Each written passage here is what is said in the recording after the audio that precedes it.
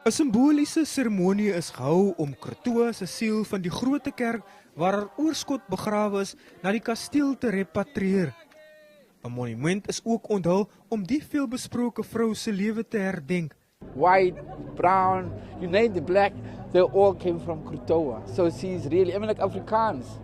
She's the child, the person she's the mother of the Afrikaans language. Die Departement van Verdediging as kurator van die kasteel, sy herdenking vorm ook deel van die regering se Vroue Maand vieringe. For me, she's a symbol of defiance, symbol of resistance, symbol of resilience. I mean, she symbolizes everything a South African woman stands for. Buite die gebou was 'n kooigroep mismoedig oor die herdenking van Krotoa in die kasteel, 'n plek waar slawe destyds mishandel is.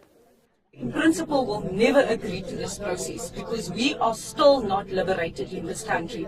So how can this now become a military issue where the Minister of Defence has now agreed to the unveiling and the erection of a statue of Krotoa in the castle, the very castle that incarcerated Krotoa to Robben Island? Ja, directe nageslachten afstammelingen, dat is niet dat om te vieren niet. Je kan andere mensen communiceren, conflicten. Dat was nagedacht, maar het geen verbondenis met Krotoa niet. Mapisa Kakula was sympathiek oor die betogers se klagtes en sê 'n veldtog word binnekort geloods om die kasteel tot wêrelderfenisterrein te laat verklaar. Percival Young, Unis, Kaapstad.